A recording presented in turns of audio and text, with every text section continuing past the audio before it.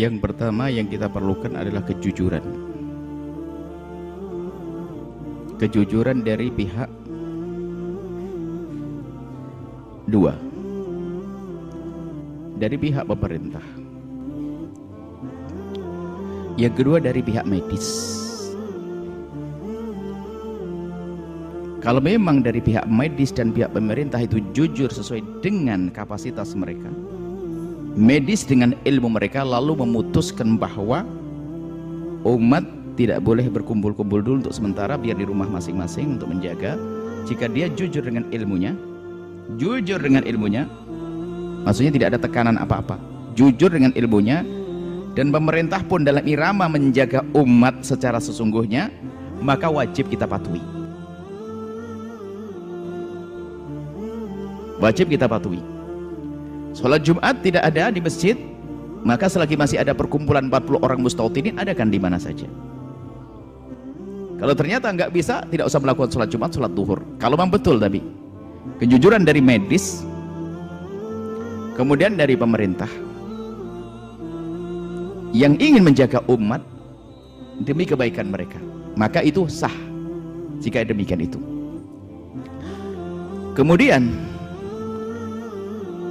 tentunya kita bisa melihat kebenaran ini nanti adalah juga di saat perkumpulan ini kan tidak hanya di masjid saja, akan tapi di tempat lain kan ada night club, di tempat-tempat itu ada diskotik, ada segala macam, ya kan. Kemudian juga di tempat-tempat yang akan keluar masuk orang bermacam-macam, hotel semacamnya, harus dipantau semuanya. Kalau memang tujuannya untuk menjaga umat, ya kita wajib patuh dengan hal-hal semacam ini. Bahkan kalau memang betul sudah jelas diputuskan, nggak apa-apa, kita libur sementara untuk mengadakan pengajian demi kebaikan bersama-sama. Tapi memang karena itu, tapi pahala tetap mengalir. Kalau memang betul seperti itu, ya ada keputusan dari pemerintah yang jujur, nggak ada tekanan apa-apa, dan juga dari pihak medis yang jujur, medis yang benar. Ada kiai dibeli, ada medis yang dibeli. Tapi kalau kiainya jujur, maksudnya ya di sini perlu medis yang jujur sesuai dengan kapasitas ilmunya. Dia mengatakan memang begitu, ya kita wajib fas'alu ala dzikri in kuntum la ta'lamun. Kalau kau tidak mengerti, tanya ahlinya. Boleh yang semacam itu. Dan ini disamakan memang kalau memang ada uzurnya melakukan Jumatan itu banyak. Jadi orang melakukan Jumat itu banyak uzurnya. Uzur min a'dzari al-jum'ati, termasuk uzur meninggalkan Jumat adalah jika tidak aman di tempat tersebut. Aman itu macam-macam kisahnya, termasuk begini bisa saja dianggap sebagai tidak aman, bisa saja, dan tidak dosa meninggalkan Jumat kalau betul seperti itu. Ini jadi nggak usah umat Islam dengan ilmu nggak usah pusing begitu. Kalau anda sholat di rumah masing-masing, ya bisa lumayan dengan keluarga bersengkrama hari Jumat dan sebagainya. Tapi itu yang perlu adalah kejujuran dari pihak pemerintah dan ini. Nah kan kita tidak tahu jujur tidaknya, sudahlah. Kalau memang peraturan semacam itu, kemudian anda tidak bisa melakukan Jumat, berarti itu uldur sudah, tidak usah khawatir. Kami himbau kepada anda di Singapura, di Malaysia, kalau memang tidak boleh, ya tidak usah ke masjid untuk sementara. Bahkan mungkin dalam beberapa waktu anda ditahan tidak sholat ke masjid karena demi kebaikan. Setelah itu akan muncul kerinduan yang luar biasa, yang dulu nggak pernah ke masjid jadi ke masjid setelah itu. Bahkan mungkin kalau ternyata majelis ini harus ditutup untuk sementara, kita tetap mengadakan pengajian biar nggak ada yang hadir, anda bisa dengan televisi di rumah anda, sehingga semuanya akan hijrah membuang televisi yang nggak jelas diganti dengan televisi al-baca. Wah lumayan jadi baik kan, nggak apa-apa, perlu ditutup kalau begitu pengajiannya. Biar semuanya merubah di rumah tangganya menjadi tontonan televisi yang positif. Setelah itu dibuka lagi, ada kerinduan lagi, ya nggak usah masalah. Jangan biasa membuat konfrontasi. Kalau memang keputusan itu nggak ada masalah keputusan. Saya tidak pernah, tidak sejauh prasangka buruk sana sini. Kalau memang keputusan seperti itu, patuhi saja. Dan saya pengen juga dari pihak yang berwajib dengan jelas-jelas datang. Kalau ke tempat ini datang. Kalau anda pengen datang ke sini, jelaskan siapapun dari pihak berwajib datangkan. Selagi belum didatangkan, kami mendungu. Kami rakyat, anda pelayan saya, wahai para pejabat, kan begitu. Kami tugas saya menjadi pelayan anda di dalam mengayomi masyarakat semacam ini, ngurusi masyarakat. Tapi anda, wahai para pemerintah, wajib memberikan pengarahan kepada kami agar kami saat menjaga umat ini lebih benar, gitu loh. Ini kan ngurusi umat, ini ngurusi rakyat Indonesia Raya kan begini ini. Biar nggak rebutan waris, biar nggak musuhan sama tetangga. Ini kan urusan majelis kayak begini. Biar nggak nyuri, ini kan urusan majelis. Ini kan ikut menertibkan negara juga. Ini coba, ini kan ilmu ini. Dan jangan ditutup yang demikian kalau memang tidak mendesak. Kalau mendesak kami patuh. Tapi tolong kirimkan surat kepada kami, jelaskan dengan sejelas-jelasnya, kami akan ikuti semuanya. Paling tadi ya kita tetap, adapun acara tetap berjalan ini. Karena ini ada hubungannya dengan televisi yang disebar ke seluruh Indonesia. Bahkan kalau sudah internet dunia. Baik seperti itu ya. Kemudian apa tadi pertanyaannya banyak banget ya, intinya semacam itu ya. Kita patuh saja dengan pemerintah. Kalau memang nanti harus ditunda untuk sementara, kita ikuti saja. Kemudian ada sekolah diliburkan, ya sekolah yang itu keluar masuk kan begitu. Tapi kalau setelah di pondok ya nggak usah, ngapain, tidak ada orang keluar masuk kok. Ya yang kalau pondok dibubarkan ini yang repot nanti. Ya, nanti pasar bubar, nanti semuanya bubar. Nah, yang ini sebetulnya yang diantisipasi adalah bertemunya orang-orang yang tidak, yang orang-orang baru ini. Mungkin dari luar bawa ke dalam, dari terus. Tapi kalau di dalam begini kan aman di pondok. Intinya keputusan-keputusan pemerintah yang ini kaidah, keputusan pemerintah yang ada hubungannya dengan kemaslahatan umat, maka hendaknya kita patuh dengan catatan tidak bertentangan dengan syariat. Menghentikan Jumat di situ bukan bertentangan dengan syariat, bukan dilarang sholat duhur, tidak bertentangan dengan syariat, jangan dianggap salah. Karena tidak boleh sholat Jumat di masjid karena berkumpul orang berdesakan takut apa. Tapi boleh nanti dia melakukan sholat duhur di rumah masing-masing. Jadi mohonlah dalam hal begini jangan dijadikan bahan untuk ribut saja. Dalam dunia fikih sangat mudah, sangat luas. Untuk melapangkan hati, ya, dukung pemerintah kalau itu demi kebaikan.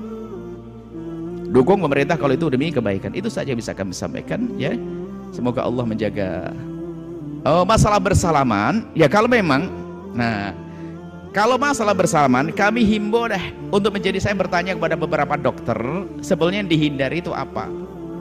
Ya tangan kotormu pindah ke tangan kotor orang lain dan sebagainya. Jadi kami lebih, insya Allah habis ini akan disiapkan untuk mencuci tangan di beberapa tempat. Insya Allah habis ini. Jadi biasakan Anda bersih diri deh.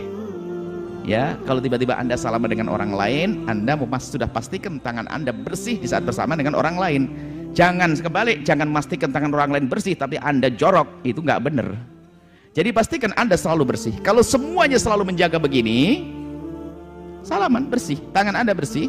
Kalau bisa di saku Anda sudah pakai apa, antiseptik atau apa gitu untuk membersihkan jika ini, bukan untuk diri sendiri. Biar Anda jangan bersihan. Saya dengar ini petunjuk dari dokter, pokoknya biasa bersih itu saja, biasakan hidup bersih ya.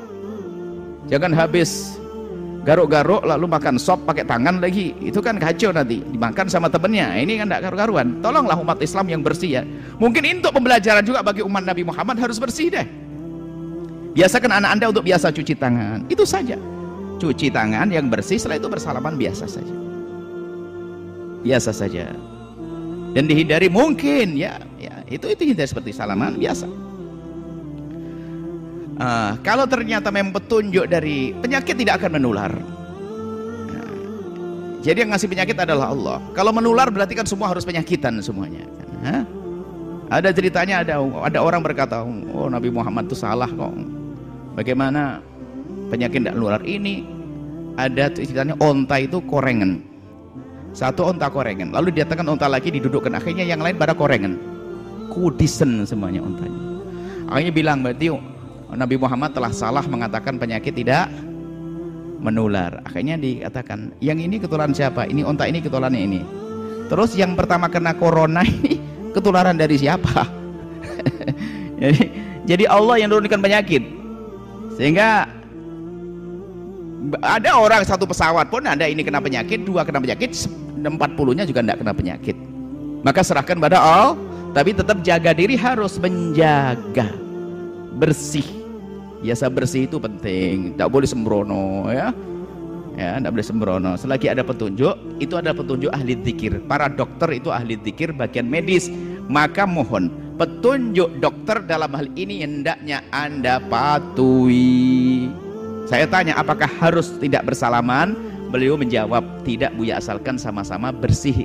Nah, kalau sama-sama bersih ya nggak ada masalah, terjaga semuanya. Jadi itu petunjuk dokter juga. Selagi kita masih ragu-ragu ya dihindari dulu untuk sementara. Itu petunjuk ahli dzikir. Petunjuk ahli dzikir para dokter semacam itu. Nggak apa-apa dipatuhi dulu sementara. Nanti setelah itu tambah rindu untuk bersalaman. Tentunya yang maksud salaman ini laki-laki dengan laki-laki, perempuan dengan perempuan, sesuai dengan syariat Nabi Shallallahu Alaihi Wasallam. Ini saja, wallahu a'lam bissawab. Kemudian afwan Buya, untuk perihal lafadz hayya 'alas shalah yang diganti. Memang ada pada zaman Nabi tentang itu, kisahnya kisah hujan deras. Di saat orang tidak bisa pergi masjid, hendaknya sallu fi rihalikum. Sholatlah kalian di rumah masing. Dan ini bisa saja disama dalam ini menyuruh akhirnya jangan sampai tidak sholat. Jangan sampai tidak sholat. Kalau hayya 'alas shalah kan disuruh pada ini. Ini kisahnya adalah di dalam satu, kalau makanya kita ada di dalam Islam, di dalam kita itu ada namanya sholat jamak karena hujan.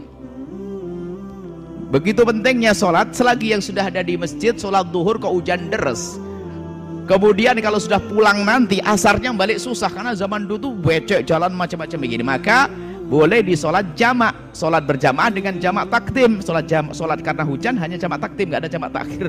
Jamak akhir sholat nanti kan. Jamak takdim dan sholat zuhur selagi ada hujan, di waktu sholat yang pertama nyambung pertama ada hujan, maka dia boleh menjamak. Seperti itu kisahnya.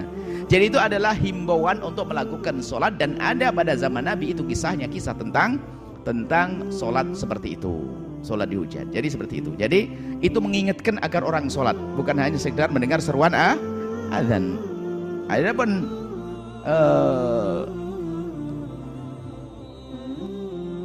ada hal lain lagi ya mungkin ya, masalah-masalah semacam ini. Kami menghendaki bahwasanya dari pihak pemerintah juga itu agar memberikan penyuluhan kesehatan secara merata lah. Kalau bisa dana itu besar ya untuk acara beginilah, bukan untuk festival yang enggak deh. Jadi untuk kesehatan umat ini kami rindu yang semacam ini. Jadi kalau bisa ya diturunkan dana untuk penyuluhan kesehatan yang bisa merata, ya, kesehatan yang merata kepada seluruh rakyat ini indah sekali.